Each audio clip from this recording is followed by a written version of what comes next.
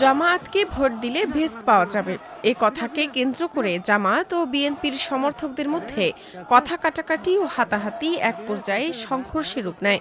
শুক্রবার রাত ৮টার দিকে ভোলার লালমোহন উপজেলার রমাগঞ্জ ইউনিয়নের রায়চাঁদ বাজারে এ সংঘর্ষের ঘটনা ঘটে।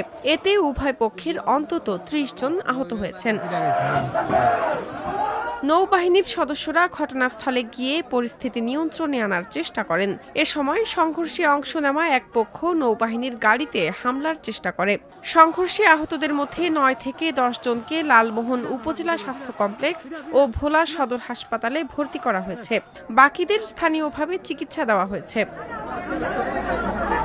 ঘটনার সুষ্ঠু তদন্ত ও বিচার চেয়ে শুক্রবার রাত ৯টার দিকে লালমোহন উপজেলা জামায়াতে ইসলামীর কার্যালয়ে সংবাদ সম্মেলন করেন জামায়াত সমর্থিত সংসদ সদস্য প্রার্থী ও বাংলাদেশ উন্নয়ন পার্টি বিডিপির মহাসচিব মোহাম্মদ নিজামুল হক।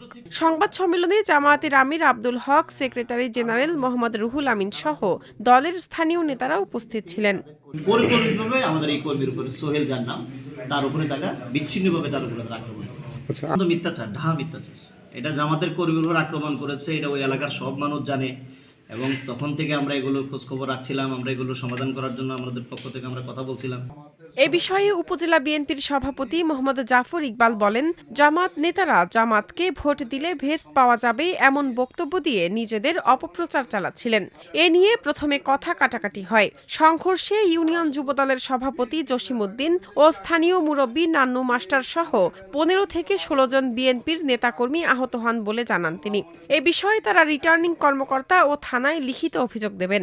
আমরা এটা জামাতের সাথে আওয়ামী সন্ত্রাসীদের সারা বাংলাদেশের নির্বাচনকে পরিকল্পিতভাবে নষ্ট করার জন্য যে ডেভেলপমেন্ট পার্টি আওয়ামী যুবলীগের সহায়তায় এবং আওয়ামী মহিলা লীগের সহায়তায় আজকে যে তাণ্ডবটা চালিয়ে, এটার জন্য আমরা তীব্র নিন্দা এবং ঘৃণা প্রকাশ করছি।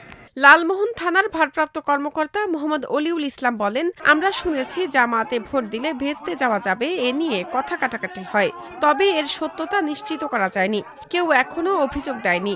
ঘটনাস্থল থেকেও কেউ আটক হয়নি।